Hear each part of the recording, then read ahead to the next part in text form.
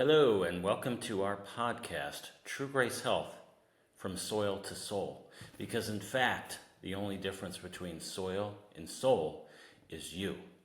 And today we have a great show. We wanted to discuss a little bit about the journey to regenerating soil. Because regenerating soil is key to regenerating our health as individuals. And so when you look at the nutrient deficiencies today in our food supply versus 30, 40, 50 years ago, there's many studies that say that the nutrient deficiencies that's occurring at alarming rates in the foods we're eating today. So we think we're eating healthy, but in fact, we're not getting the nutrients that we actually think we're getting. And some people will say that we're the most overfed, undernourished society in the world. So when you look at that, and you see also that so many people are suffering from mineral deficiencies. You look at 50% of the U.S. population now is deficient in magnesium. So oftentimes you see people coming in leaning on their healthcare associates, practitioners, and whatnot for things like stress and sleep and a lot of mood challenges and different things like that, which we know can stem from nutrient deficiencies in the food that we're eating. Some will even say that zinc, one of the most critical nutrients for our immune system, is a mineral that in about 10 years, many Americans, upwards of 60 to 70% of that population could be deficient in zinc. So today we have a special guest. I'm honored to have on the owner and co-founder and president of a company that's really trying to make strides in regenerating the health of both people and planet. And that company is True Grace. So I wanted to welcome my guest, who was also my wife, Kristie Hall, to our first podcast as we explore just the journey of how she became inspired to become one of the only woman-owned dietary supplement brands in the natural foods industry. So it's great to have you. Thanks for joining us on the podcast. Thank you. Yeah, so talk to me a little bit, Kristie, about your journey through into the health and wellness. You've been doing this, I think you mentioned, in the dietary supplement industry for, what did you say, 15 to 20 years. But what inspired you back in the day to get into this industry? Yeah, so I was always interested in health and wellness. I was an athlete through growing up in high school, a competitive swimmer, and played a lot of tennis. So I was always mindful of what I put in my body. I think what really was a game changer for my family and I was when I was in college. In fact, in my last year of college, I got a call that my father had been diagnosed with stage 4 cancer. So I graduated college and I ended up moving back to Wisconsin from Arizona. And I think it was through that journey that I really was able to experience and see the difference of what you put in your body and how that can affect the quality of your life, both in regards to food and supplements. So through my dad's cancer journey, we worked with a lot of different types of practitioners across the country. And my mom is a nurse, so of course she was able to administer various immune boosting IVs, and we had him on an intense supplement protocol. And at the time, we were in a bit of a health food store desert, believe it or not, where we live. There weren't any of the health food stores that there are today that we shop at. So once a week, my mom and I would make the trek about 30 to 40 minutes away to go to the only, at the time, organic health food store in the area to buy all of our special produce and ingredients for my dad specifically. And during that time, I really saw how the quality of his life improved. And in fact, when they originally had diagnosed him with 6 months to live, he lived about a year and a half. So that's what really inspired me, especially since he was so young, and it really made me appreciate how quickly life can go. And I thought, okay, I need to be on this journey too of now really paying attention to what I put in my body and eventually what goes into our family's bodies. And you had also a familial history of cancer in your family as well, right? Yeah. Yeah, so unfortunately, on my dad's side, the genetics weren't that great. So people always say, you're so crazy about what you feed your children and what you put in your body and your fitness. And there's a reason for that. I don't want to, I know genetics isn't everything, but unfortunately, I do have a lot of cancer that runs on that side of my family. So I am very careful about the ingredients that we choose for to bring into our home and what we eat. I take a ton of supplements, of course. And I know that it really makes a difference. And that's why I am very particular. Yeah, I think you see a lot of people that have had health challenges, especially in this industry, where it inspires them to take health into their own hands, right? It's unfortunate, of your father's diagnosis and passing, but that led you here to where you are today, helping so many people, right, and others throughout, which is great. So you left college, you graduated from Arizona State, and then how did you get into the dietary supplement industry? I know that's what inspired you to get in, but where did you first begin your career? Yeah. I actually got really lucky. I got my first job out of college. I graduated with a degree in marketing and business, and of course was, very interested in health and wellness. So I got a job with Standard Process, which is a huge, still family owned and run supplement company in Palmyra, Wisconsin. I know you're familiar with it. And they actually are on the practitioner side. So they sell to chiropractors mainly. So I was an associate rep in the state of Wisconsin. I had, I think, over 1,000 accounts I worked on at the time. But that was really my first introduction into sales, of course, because I had just come from college. I did have experience with taking supplements. My dad, in fact, was taking Standard Process for some years. So I was familiar with the products, but it was really my first introduction into sales. Wow, that's great. So you look at looking at the True Gray started in, I believe, 2020. But before we get there, take me back to 2016, because you had mentioned to me that that's really where your journey began with regenerative agriculture. So talk to me a little bit about that and what you were able to do in the regenerative agriculture space prior to ever starting the brand True Grace. Yeah, so our family has a family foundation that was created when my father passed away. He had a very successful company, so we took some of those funds and we started a family foundation. And every year, my brother, my mom, and I come together and we pick causes that as a family we're passionate about, which isn't always easy, but one thing that we always agree on is protecting the planet, of course, for future generations. So when we heard about regenerative agriculture, we wanted to dive a little bit deeper into how does this way of farming, in fact, regenerate the planet and provide for future generations. So we actually had Tom Newmark, who was the previous CEO of New Chapter, come into town with his daughter, Sarah. And at the time, he was really working on creating a standard for regenerative agriculture and writing the white paper for it. And he needed a little bit of funding to get that white paper written and started. So we met with him. We were, of course, blown away by the results that they were having in areas where they, in fact, either had traditionally done regenerative agriculture or had transitioned farms from conventional over to regen ag. And the Family Foundation got behind it, and they actually helped support and fund writing the first regenerative agriculture white paper. Wow, so you were really there at the root of this whole movement of regenerative agriculture prior to ever starting the brand.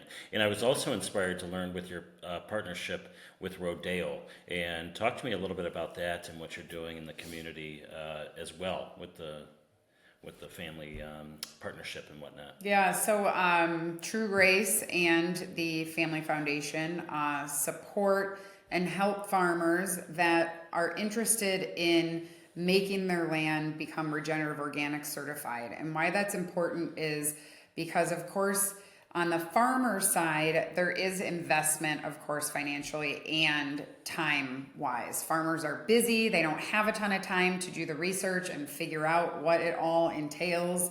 On top of, there's a financial component to become certified. So we actually sponsor consultancy for the regenerative organic team to come out and help consult them on how to make that conversion from either conventional or even organic over to regenerative organic certified.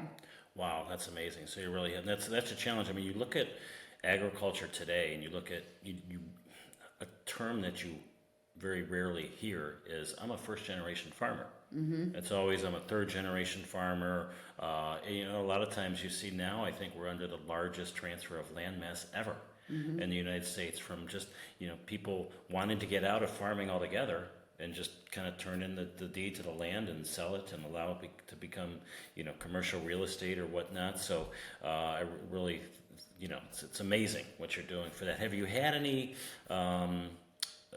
interactions with any farmers in the areas? Have you had any success with them wanting to convert their land or become aware of regenerative agriculture and how it can help them? Yeah, I mean, it's definitely picking up and farmers are hearing about it. I think it's, for some of them, a scary transition to make the switch from something they've been doing routinely their entire careers, and now completely turn that upside down and make the switch is scary for them.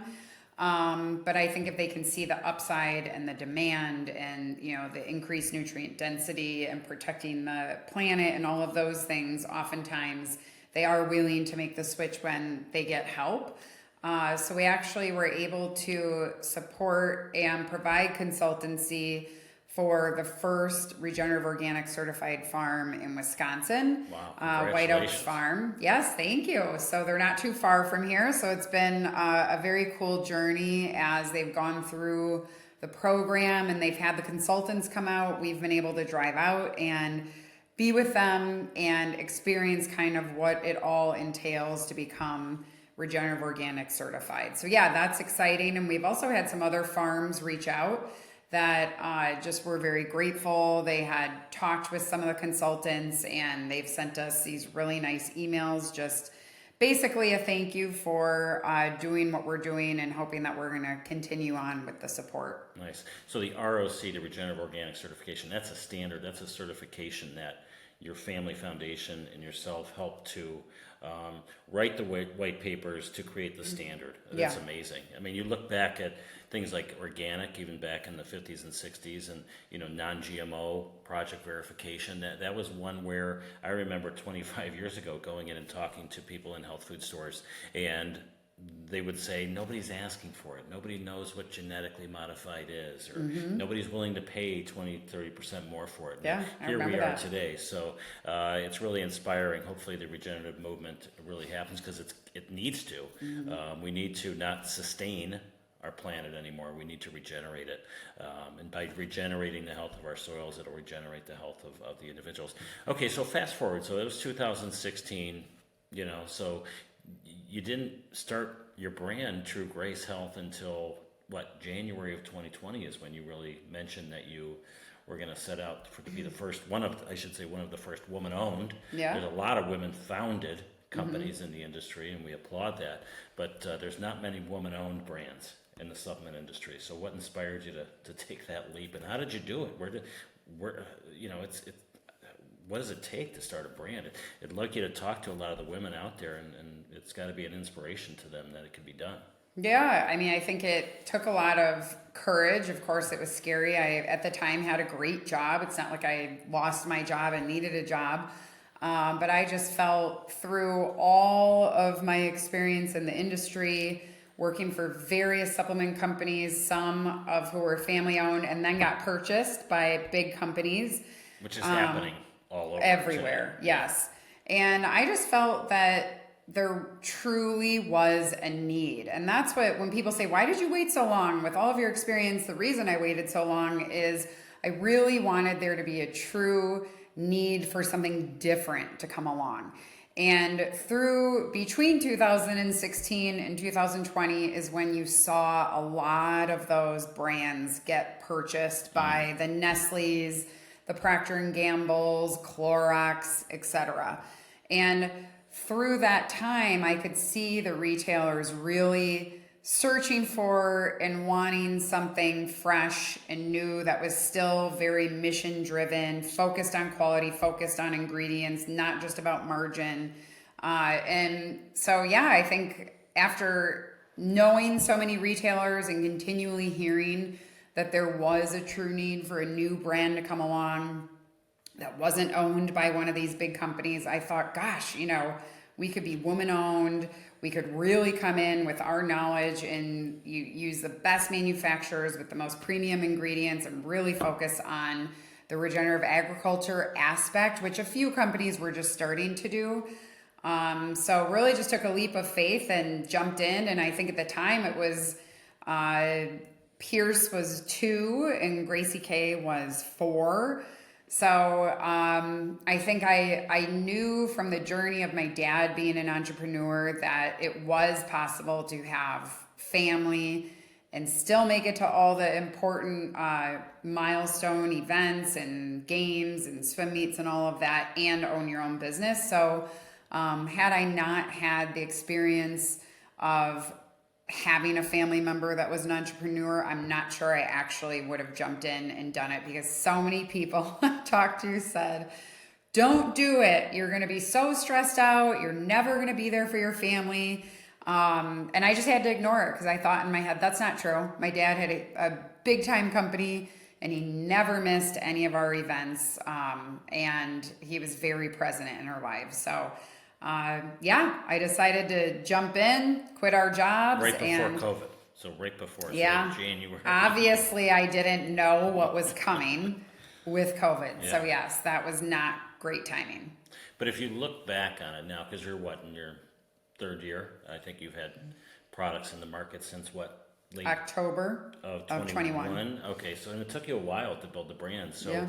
When you look at that journey and that building process, what are maybe 2 challenges that stand out in your day that you can think back of to this day? Like, how did I make it through that? And what are 2 of successes, that you're really inspired by and that our listeners should be aware of? I mean, obviously starting during COVID was the biggest challenge. And then, pieced from that was supply chain in general. So I think not only startup brands, but I think every company in the US felt some pain point from supply chain. So for us, it was packaging. There were no lids available. There was no post-consumer recycled plastic in all of North America. And so we were really at a standstill of what to do. And you couldn't just use any packaging because you want to regenerate the health of people and planet. Yeah. So by part of that, you have to be very selective, I'm sure, of what type of bottles you're using and everything that goes into that. So. And I think that was really the biggest challenge was in so many aspects of the business and starting before we had actually launched. We could have taken the easy way out and said, okay, fine, let's just go with the white virgin plastic bottles that everyone else uses or the amber glass bottles that everyone else uses. But I said, no, that's not staying true to our mission. We are not doing that. And we did come to a point where there just was nothing else available. And we thought, okay, well, I guess we're just not even going to be able to launch then, until the supply chain works itself out. So we did, of course, find beautiful packaging that we feel very proud of. But again, the packaging is gorgeous. It really it's unique and it stands out, and it's never seen anything like it. Where did this packaging come from? Talk to me about. Yeah, so I actually, of course, as I mentioned, when there was a shortage of post-consumer recycled plastic, I thought there has to be someone that will want to take on our business. So I was lifting up bottles every day, looking at the bottom to see what they were made of. And I found this shampoo bottle that I had, and it said OWP. And I thought, oh my gosh, what is that? So I went to their website. They happen to have their CEO's email address listed. I emailed the CEO.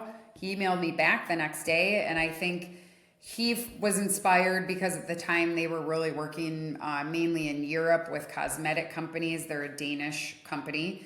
And we were really the first U.S. supplement company that had reached out. So we were able to design our custom, beautiful bottles made using some post-consumer recycled plastic.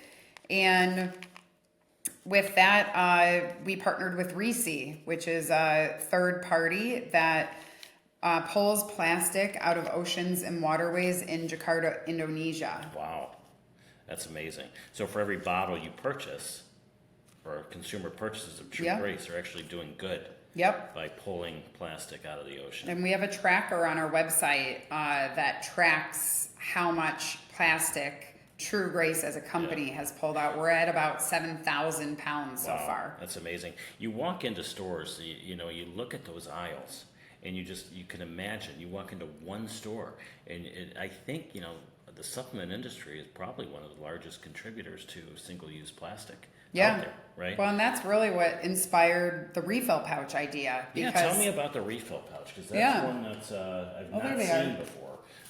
This is really beautiful, stands up really well. Yeah. Tell me about that. That's so really being heavy supplement users in our household, I was just alarmed at our overflowing recycle bin every week. Yeah. And when I looked in the recycle bin, it wasn't, of course, soda or any of those things. It was supplement bottles, the big protein bottles, on and on. And I thought there's got to be a better way to do supplements than just all of this plastic and glass overfilling our recycle bin each week. So I came up with the idea of doing a refill pouch. And the idea behind that is our beautiful custom bottles that I, of course, never wanted to see get thrown out, someone could keep. And you could order your refill, the largest count of our True Grace Foundation's products, in a refill pouch. In this case, it's a 90. So this is your women's one daily here. So, so you buy the bottle. And then the concept is then if you like it, you keep the bottle, and then you buy the pouch. Yeah. Now does it fill up? It fits, yeah. Got it. Wow, that's brilliant. That's fascinating. How are the consumers getting it? Are they liking the pouch? The consumers are actually loving it. They are. We weren't sure because we were really one of the first companies to do the refill pouch, and we weren't sure consumers were going to fully understand how to use them or what they were for. And they actually far outsell the bottles. Wow. So, obviously upon launch, people ordered the smallest size. They ordered the bottles. They love the bottles. And what we're seeing now is that the refill pouches are starting to outsell the bottles because people are understanding the concept. They're keeping their bottle and they're refilling it with the pouch. Nice.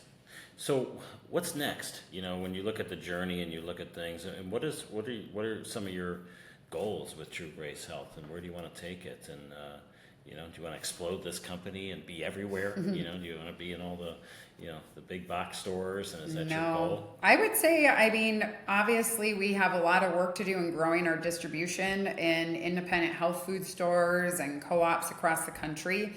So the more people we can get our products in their hands, I think the better, because we do have amazing reviews that even with our multivitamins, that it's the first multi that people have been actually able to feel. So when I read the reviews, I think, gosh, we've really, really got to work on getting more distribution in health food stores across the country. And as far as big box stores, I don't have any interest in going into a Costco or a Target. Not that those stores are bad. I shop at both of them. But I think just with the premium quality that we are and the price point that's required to get into those stores, I'm not willing to change formulas or take things out of our formulas to make our price point lower. A lot of times that happens, huh? It has to. If you aren't a $19.99 price point, the reality is you have to get to that price point. So when you think about it, if we're at a $34 price point, how am I going to get to a $19.99 price point? Something has to change. I guess. And so the reality is, at least for a company like us that uses such premium ingredients, we 100% would have to change our formulas in order to get to that price point. And so at this time, unless that price point changes, it's not something that we're looking at or willing to do. Right. And I noticed that because your tagline is, I think, meaningful ingredients at effective doses. Yeah. And I was looking at some of the ingredients in your multi, and I mean, wow. Like you're, in fact, using Menacue 7, the trademark clinically studied vitamin K2 at 60 micrograms. I mean, and then, the vitamin D in here at 150%. And I believe that's coming from algae. Yeah. And so you're really a believer in, I believe, whole food is key there. And what I love is the 250 milligrams of fruiting body mushrooms. Yeah. A lot of people organic, certified organic. It's amazing because a lot of people are using myceliated rice and myceliated oats. Not that that's necessarily, I think the fruiting body though is where I've seen so much research on, and it's interesting when you say finally a multi you can feel, so that's really key. So that's great. So what other things, I see we started out the brand, the packaging is amazing, everything that you're doing there, but when you looked at the brand, you don't have like 90 to 150 to 200 different things for customers to choose from. It's nice. It's like you're building foundations, essentially. So tell me about the foundational support program. So we started with foundations, and the reason we call it True Foundations, the reason we started with that, of course, knowing the industry so well, is when a customer comes into a store, if they've never taken anything before, the three main things that the store is going to recommend is going to be a probiotic, a omega, and a multivitamin. And so those were three areas that we knew we really could be innovative in, and we could create something that truly was different and unique from what was on the market. And so that's what we launched with, and it's gone amazingly well. A lot of people said, why would you start with the three most saturated categories? There's a gazillion probiotics, there's even more omegas out there. And same with multivitamins. Why would you choose to launch in saturated categories? And of course, again, because we knew we could do something truly different, that people would notice the difference, they would feel the difference. And once word gets out and people start reading your reviews that they took X and now they took True Grace and they really did notice a difference, I think that's really helped the foundation line do well. That's great. And I think that, the meaningful ingredients, effective doses, because I see this all the time. I'm on these platforms, the Instagrams and the TikToks and all these different things. And, you're just bombarded with ads. Yeah. And, it must, I would assume, as starting a company, you've got choices to make. I mean, the cost of advertising. So would you say that you could either put all your money towards advertising, but True Grace Health decided to put all your money to effective formulas? Yeah. I mean, that's a reality when you're a startup, of course, as everyone can imagine. When you don't have investment, you have only so much you can spend. And it's expensive to create supplements. You bootstrapped all this on your own. Yeah. So obviously we did not have the dollars behind us to do TV advertising or social media advertising or Google advertising. But what we did have the money for was to invest in the most premium and highest quality ingredients. And people can see that when they look at our formulas and compare to a lot of the other formulas out there, in all categories that we play in mushrooms and omega and kids, and multivitamins. They really can't say anything bad about our formulas. I've never had someone come up to me and say, why did you choose to put this in your multi? Why did you choose to do your probiotic this way? And so I think that's something we can really be proud of. Nice, that's great. And so for our listeners out there, and we'll kind of sum up here, but what do you see as some of the challenges in the industry that we're in today? If you're an independent health food store, if you're the so-called mom and pop, and that's really grassroots. That's what we're in it, to help keep that industry afloat. What do you think? Well, some I of the know challenges one are. thing when we started True Grace, I said to myself, we are not going to be a brand that's heavily discounted online. As working for other brands that were heavily discounted online, I said, if I have to hear from one more retailer, how do I compete with Amazon? How do I compete with other online retailers? It was the only topic of conversation every time I'd go into a store. And you can't blame them. It is a problem. Yeah. And so You see people in the aisle with their phones. of course they do. I Scanning. mean, listen, these supplements are not cheap. So if someone can save $6, $7, sometimes $12, $15 by ordering it on Amazon versus buying it in the store, you better believe they're going to order it on Amazon. Yeah.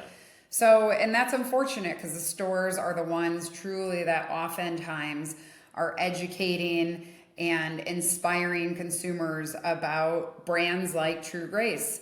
So when we set out with True Grace, we really, really were intentional about how we price the brand, and both online and in store.